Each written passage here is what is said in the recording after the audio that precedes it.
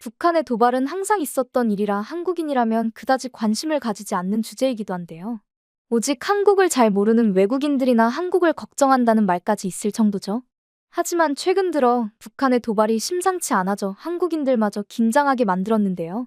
불과 며칠 전 한국에서도 보일 만큼 북한의 이상한 낌새가 포착된 적이 있었습니다. 경의선 동해선 남북 연결 도로를 폭파하려는 듯한 심상치 않은 정황이 발견된 것이었죠. 과연 정말 이 도로를 폭파할 것인지 모두의 관심이 주목되고 있는 상황이었는데요. 다른 나라에서는 북한이 해당 도로를 폭파할 필요가 없다며 굳이 남북 관계의 긴장감을 고조시키는 일은 하지 않으리라 예상했습니다. 하지만 북한은 상식이라는 것이 통하지 않는 나라라는 것을 우리는 알고 있죠. 이미 몇 년 전 한국에서 지어준 남북 공동연락사무소를 자기들 마음대로 폭파한 적이 있다는 것을 기억하실 겁니다.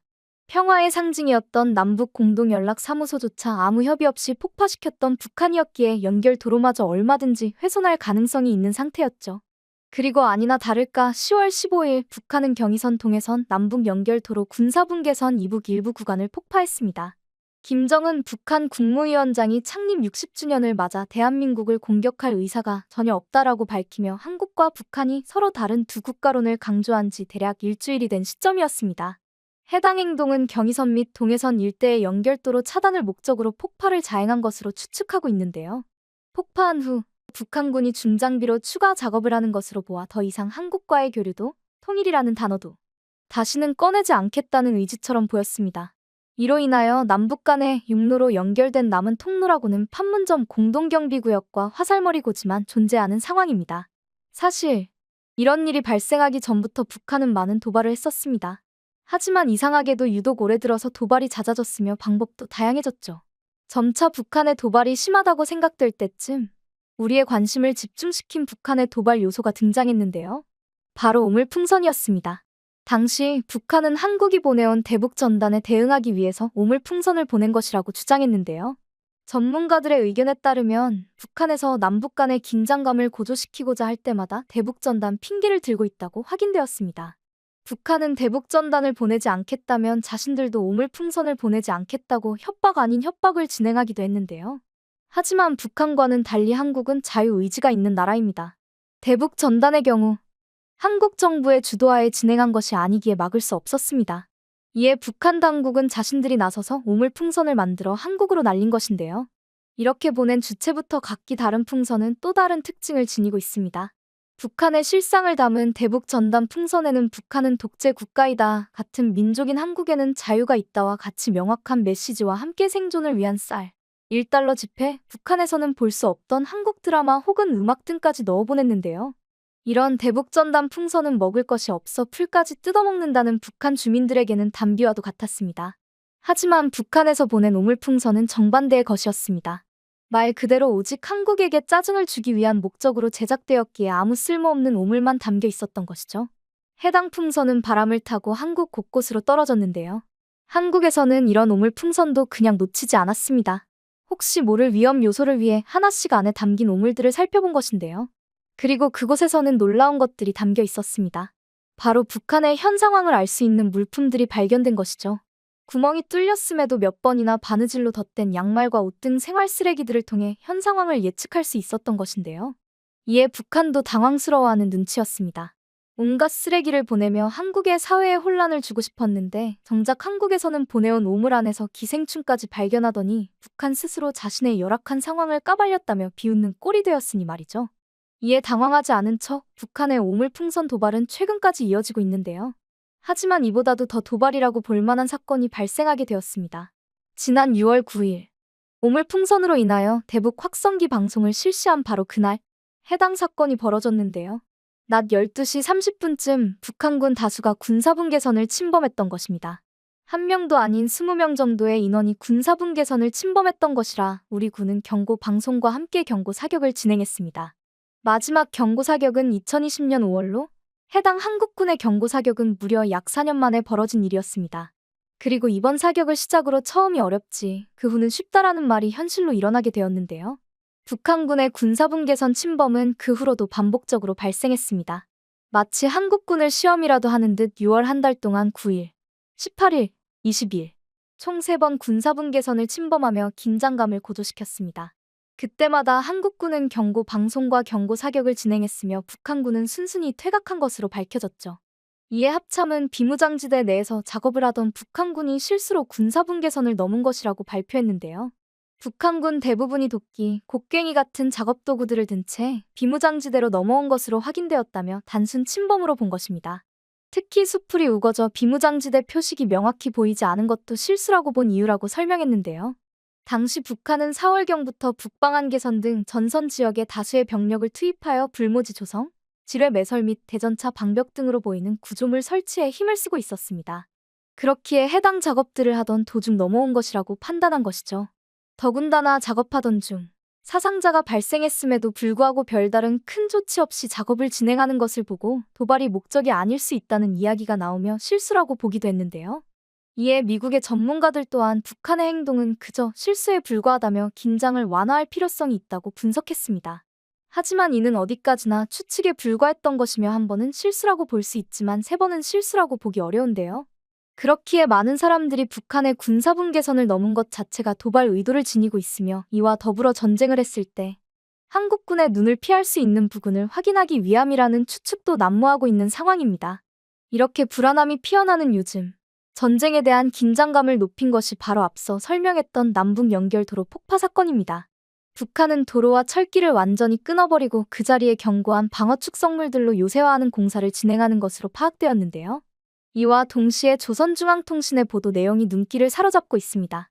대한민국을 철저한 적대국가로 규제한 공화국헌법의 요구와 적대 세력들의 엄중한 정치군사적 도발책동으로 말미암아 예측불능의 전쟁 접경애로 치닫고 있는 심각한 안보 환경으로부터 출발한 필연적이며 합법적인 조치라고 밝힌 것인데요.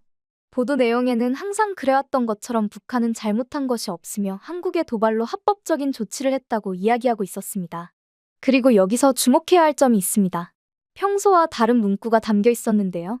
바로 한국을 적대국가라고 표현한 것입니다.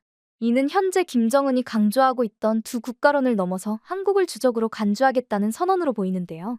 이런 의지를 확고하게 하기 위함인지 알려진 바에 의하면 지난 7에서 8일 최고인민회의를 열어 헌법을 개정했다고 합니다. 그리고 이 내용에는 한국을 불변의 주적으로 규정한 내용이 들어갔다는 이야기도 돌고 있는데요. 이와 함께 연결도로 폭파 보도 전 북한에서 내보냈던 보도도 화제가 되고 있는 상황입니다. 바로 내부 결속력을 다질 수 있는 보도를 주로 다루고 있었던 건데요. 그중 하나가 바로 평양에 침투했다는 한국의 무인기였습니다. 하지만 정확히 한국이 보낸 것이 맞는지에 대한 증거가 존재하지 않았는데요. 그럼에도 북한은 한국이 분명하다며 고집을 피우고 있었습니다. 그리고 이를 한국에 대한 적대심을 고조하는 데 사용했는데요. 진실인지는 알 수 없으나 북한의 노동신문에서는 한국 쓰레기들을 징벌하려는 멸적의 의지가 온 나라에 차고 넘치고 있다라고 밝히며 140만 명에 달하는 청년동맹군이 군입대를 탄원하고 있다고 밝혔습니다. 특히 한국을 비난하는 기사가 이래서 이면에 비중 있게 다뤄지며 부정적 여론을 만들기 위해 애쓰고 있는 상황이었는데요. 하지만 현실의 북한 주민들은 긴장감이 고조될수록 피로감을 느낄 뿐이었습니다. 차라리 전쟁이 나는 것이 낫겠다고 생각할 정도라고 하는데요. 여론몰이뿐만 아니라 통제도 갈수록 심해지며 북한 주민은 다른 때보다 정세가 더욱 긴장된 상태라고 말하기도 했죠. 한국에서는 이런 북한의 통제가 불안한 북한 현 정권의 모습을 나타내고 있다고 분석하고 있는데요. 북한 정권이 위태로운 만큼 긴장감을 고조시켜 북한 주민들을 집결시키고자 하는 것이라 보여집니다. 이런 상황까지 온 것에는 이유가 있는데요. 바로 장마당 세대라고 불리는 북한의 MZ세대 때문이기도 합니다. 김규현 전 한국 국가정보원장이 현재 북한의 최대 위협은 장마당 세대라고 이야기한 바 있을 정도인데요. 그리고 이런 상황들은 사실인 것으로 보입니다. 김정은이 장마당 세대의 반란 가능성을 염두에 두고 특수작전 무력 훈련기지를 현지 시찰하고 있던 와중에도 완전 무장한 경호원들이 호위하고 있는 모습을 보였기 때문이죠. 실탄으로 훈련인 병사가 김정은을 향해 발포할 가능성을 배제하지 않고 있는 상황이라는 것을 알 수 있는 모습이었습니다. 더군다나 이런 경우는 예전보다 한층 강화되어 대략 7명의 호위병들을 데리고 다닌 것으로 알려졌는데요. 하지만 이런 호위병이 늘어난 것에는 외부적으로 한국도 한몫하고 있는 것으로 보입니다. 앞서 이야기한 무인기에 평양 상공 출현했을 당시 국방부는 확인 파악을 위해 정확한 대답을 하지 않았었는데요. 무인기가 북한의 자작극이라고 한국은 생각하고 있으나 만약 정말 한국의 시민단체 혹은 누군가가 보낸 것이라면 김정은 입장에서는 긴장할 수밖에 없습니다. 그렇다면 접경 지역에 포병부대를 비치한 것은 한국을 겁주기 위함이 아닌 본인 겁이 나서인 것으로 보이는데요. 이것에는 한국의 한 군단과 연관이 되어 있는 것으로 파악되었습니다. 바로 이 한국군을 막고자 하는 마음 때문인 것으로 보이는데요.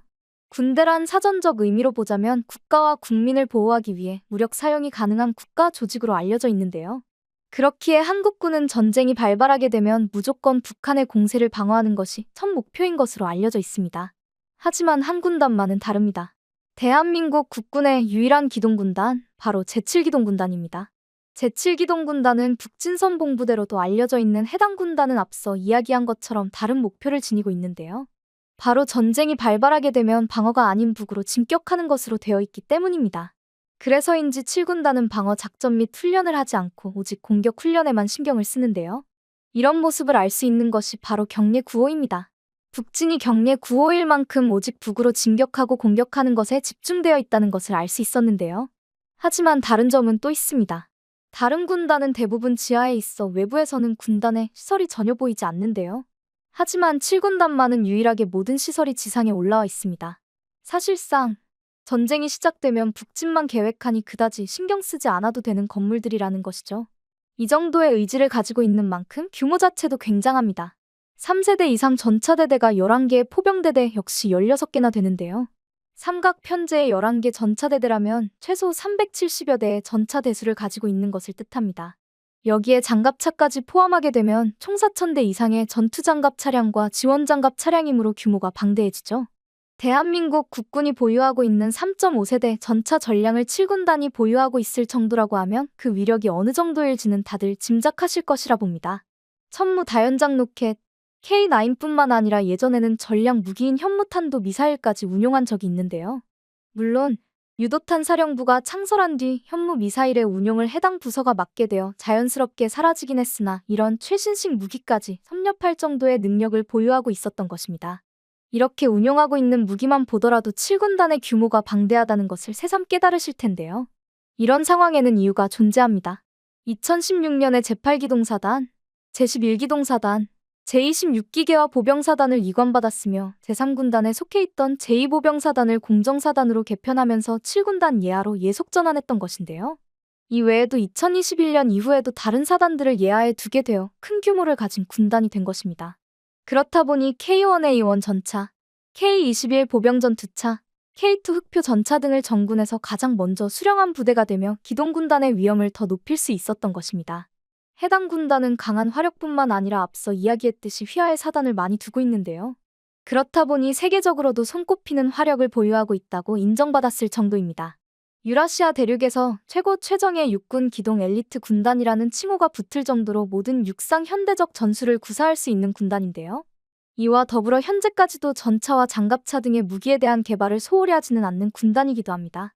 최근에는 디젤 엔진을 사용하는 기갑 차량의 연료를 수소로 전환하겠다고 발표한 바 있었는데요. 수소 연료 전지가 전력을 생성할 때 소음과 열을 적게 방출하기에 적의 탐지로부터 벗어나 은밀한 작전 수행이 가능해지기 때문입니다. 이렇게 무조건 북진만을 외치는 것이 아니라 최신식 무기로도 바뀌고 있으니 김정은이 긴장할 수밖에 없는 것입니다. 한국의 군단은 현재 끊임없이 발전하고 있지만 북한의 군단은 발전하고 있다고 보기 어려운데요. 지속적으로 무기를 개발하고 있다고 이야기하며 성공했다라는 내용을 일부러 외부로 흘리고 있으나 해당 이야기를 믿는 나라는 그다지 없는 것으로 보입니다. 지난 9월 북한은 초대형 신형 미사일 시험 발사에 성공했다고 밝힌 적이 있는데요. 하지만 내부 북한 주민들이 보는 노동신문에는 실리지는 않은 것으로 보아 정말 성공한 것인지는 알 수 없는 상황입니다. 이렇게 많은 돈을 들여 무기 개발에 집중하고 있는 상황이지만 한국에 가만히 있지 않고 현무5 같은 대적할 만한 무기를 개발하고 있는 상황이라 김정은 입장에서는 겁이 날 수밖에 없는 것으로 보입니다. 내부적으로나 외부적으로나 현재 김정은이 두려워할 만한 상황들만 있는 것으로 보이는데요. 이런 불안한 마음에 중국에게 도움을 요청했으나 김정은은 무시만 당했을 뿐이었습니다. 덕분에 현재 러시아로 옮겨탄 상황이기도 하죠. 하지만 문득 의문이 듭니다. 러시아는 북한의 무기와 병사들을 자신들의 전쟁에 이용하기 위해서 북한과 손을 잡은 게 아닐까요? 과연 북한을 정말 친구로 여기는 나라가 있기는 한 것일까요? 김정은 정권이 하루가 다르게 불안해져가는 지금 어떤 일을 벌일지 아무도 짐작할 수 없는 상황이기에 한국 입장에서는 더욱 국방에 힘을 써야 한다고 보여집니다.